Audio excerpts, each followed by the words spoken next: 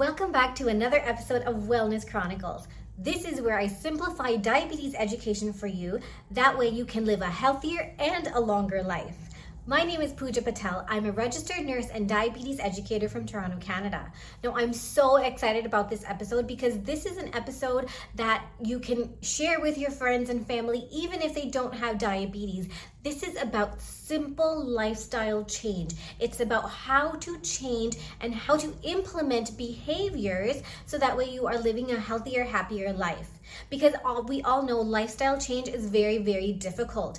And to be able to do it one small step at a time, it's really, really impactful. So with Wellness Chronicles, I have been talking about implementing lifestyle change one small step at a time. Now, I have been empathizing as to how difficult it is to implement those lifestyle changes, to be able to choose healthy choices over unhealthy choices. So this episode, I wanted to focus on literally retraining your brain, the psychology of retraining your brain so that healthier choices are easy, they will come naturally, and they'll be enjoyable. It's not just about motivation or willpower, it's actually called neuroplasticity. And this is a branch of psychology, it's a branch of science that is basically telling you how to retrain, how to rewire your brain to almost always choose that healthy option. So it's natural, it's enjoyable, and it'll be easy. So your brain is wired for efficiency, not necessarily health. It doesn't care if you're healthy or not.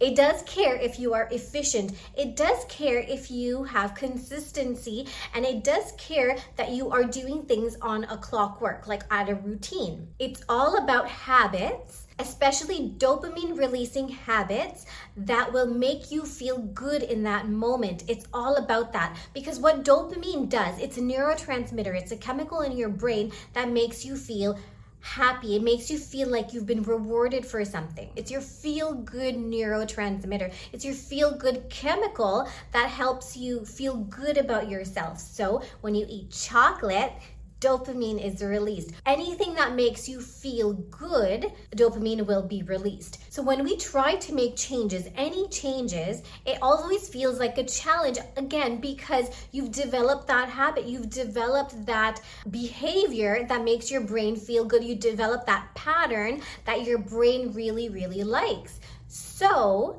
it feels like dealing with a toddler. It's like if you have a toddler and you taking away something from them, good, bad, healthy, whatever, it doesn't matter.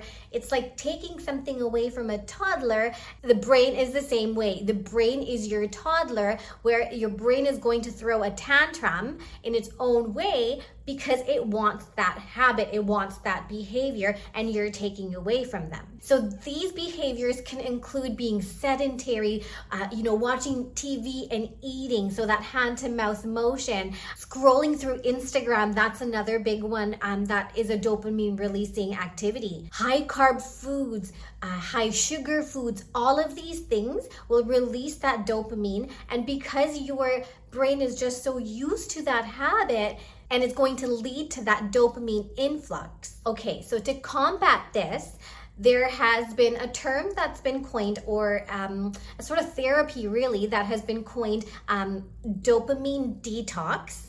So the idea behind it is basically detoxing your brain of dopamine releasing activities that is harmful to you and your health. So basically the science behind dopamine detox is breaking those neural pathways, breaking the pathways in the brain that are leading to that unhealthy behavior, and rerouting that behavior to something positive, to something healthy. So you're changing your neural pathways to create new ones that are healthier and more sustainable. Now, that doesn't mean that you're taking away all the pleasure in the world. You're not taking away that dopamine in your system.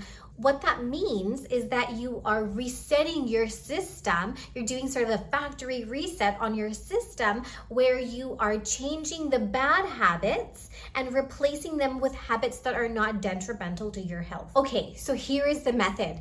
You replace that unhealthy habit, so that Netflix and chips behavior, or that Instagram scrolling, you replace these behaviors with something that is going to release dopamine anyways, like for example, maybe a 15-minute walk.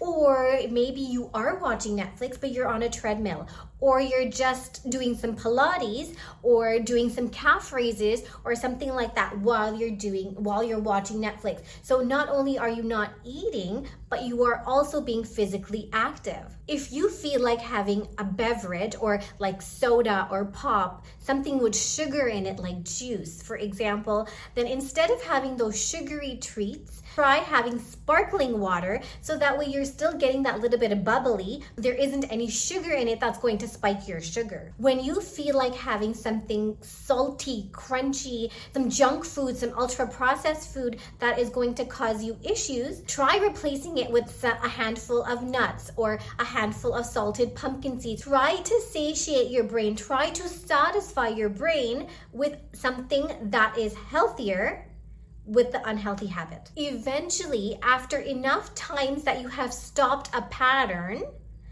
you will find that your brain has gotten used to that. Your brain has been consistent with that healthier pattern, and it won't ask for that negative thought anymore. It won't ask for that negative behavior anymore. And so you have just created yourself a new neural pathway. You have just made a healthier pathway in your brain, so that way when you are choosing healthier choices, you are doing it naturally, and it's enjoyable, and it's actually making you feel good with the dopamine release. So what are some strategies to implement this? So it's like I've mentioned, small steps. We don't want to take giant steps because that's going to mess with our brain. So small steps are always really, really important. That's one thing. So if you're going to change your behavior, change one behavior at a time, not your entire lifestyle, because it's not going to be sustainable. Your brain is not going to like that. So small steps are really, really important. The second thing is swaps.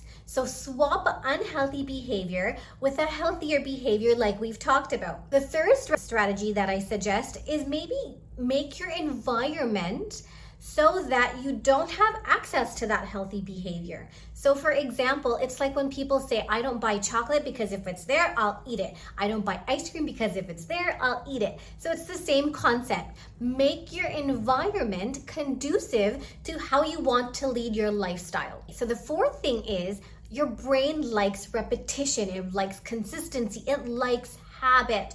So if you are going to implement a healthy change, for example, if you are going to try to exercise more, let's just say you're going to do 15 minutes on a treadmill, pick a time to do it and do that same activity, that same pattern every single day at that time. This will make it more sustainable, and it will make it so that your brain actually ends up enjoying it. It will become more natural to you. It will become secondhand, and it won't feel like it's a chore. And automatically, you will start negotiating with yourself that you're going to start next Monday, next Monday, next Monday. It won't be that way anymore. That negotiation that you constantly have with your brain, it will end. Habit stacking. Habit stacking is also a great way to change a habit. So for example, you've had your dinner, you're cleaning up, and as soon as you're done cleaning up, you go for that walk. So you know that this is your pattern, you know that this is your routine. These are your habits that are already structured in your day. So if you use those habits and stack healthier habits on it, it's easier for your brain to understand and to sustain in the long term. Okay, so I want to tell you about a patient of mine. She is 46 years old. She has been diagnosed with type 2 diabetes for about 7 years now. She is on 2 oral medications to manage her diabetes, and she knows that she wants to get off of these, at least one of the medications. So she implemented lifestyle changes for about 3 days. But every time she sits down to unwind for the night, after she's put her kids to sleep, after she's cleaned up the kitchen, after she's ready to just unwind for the night, and she turns on that TV, and because it's been a part of her nightly ritual to have ice cream and watch TV, that habit, the brain is telling her to have the ice cream and watch Netflix. And so even though she's been good all day long, she was eating healthy, balanced meals. She was exercising, trying to get her 10,000 steps in. She was trying her best for 3 days to get those healthy lifestyle changes in. But at night, she would end up caving into those cravings. She would end up caving into those thoughts that she needed that ice cream. So she had become so frustrated with herself that she just thought that she didn't have any self-control, that she didn't have any willpower or motivation to just stick through it. So this is where I had to sit her down and I had to reassure her that it's not her fault. It's actually the fault of that reward loop, the reward system loop that is feeding those thoughts, feeding her brain with the dopamine, that the bowl of ice cream while watching TV, that is the behavior, that is the activity, that is the repetitiveness that the brain likes. And that is the reward that she needs and she so craves. So I suggested 3 things to her. The first thing I suggested was, instead of heading straight to the kitchen when she had that thought, when she felt like having that ice cream, was to interrupt that behavior or busy herself with something else.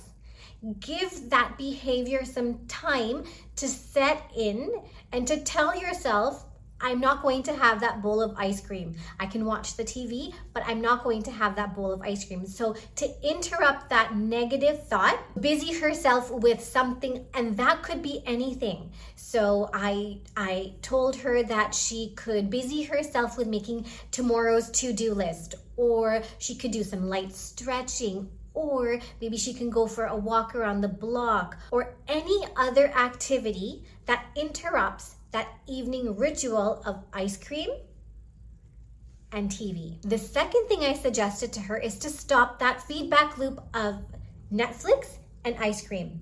So eating while in front of a screen is highly, highly addictive, which is why you see children in restaurants, when they're eating their food, they have their parents' phone in front of them, because you're doing 2 things at the same time that require your attention. Your brain doesn't feel satisfied that it has eaten a hearty meal. So it's that same feedback system. It's that same feedback loop. But try not to eat while watching Netflix, or try not to eat while in front of a screen, because that will break that feedback loop and create that sustainable habit. Because the hand-to-mouth behavior really serves and feeds that reward feedback system and increases that dopamine influx. And really, if she couldn't stop that feedback loop, instead of having the ice cream, so that's the third strategy, instead of having the ice cream, to swap it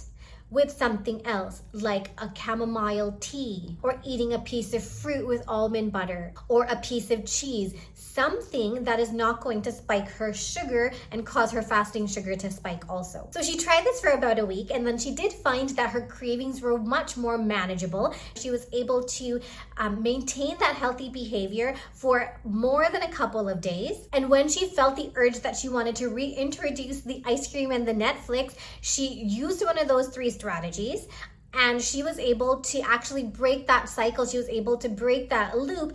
And over time, she habit stacked. So she was able to put together some of the habits so that it was a sustainable routine for her. So again, brain likes consistency. So she did it over time, and she was able to break through those habits. And she actually came into me with an A1C of 7. We were able to drop it down to 6.7 over the 3 months that we were working together. So that brings me to the pro tip of the episode.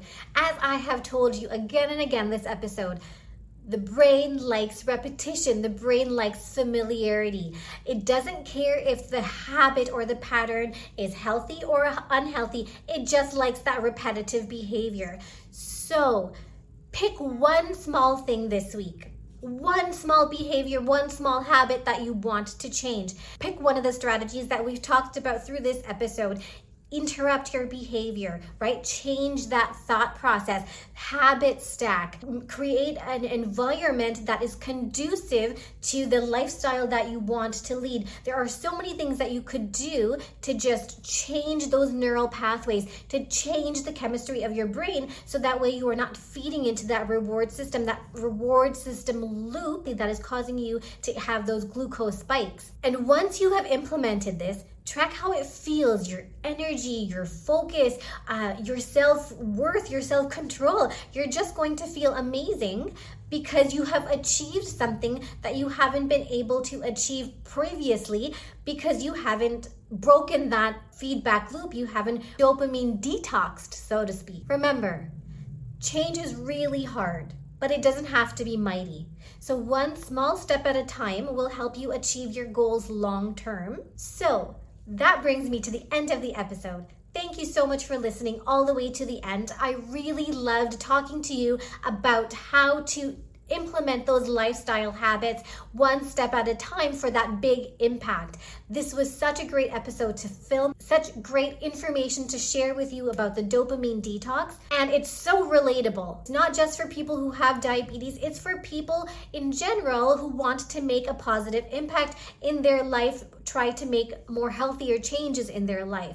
So if you feel like you have taken away anything from this episode, don't forget to share and subscribe. It is absolutely free. It does help me create more content for us to create a happier, healthier community. So until next time, please stay happy, healthy, and kind.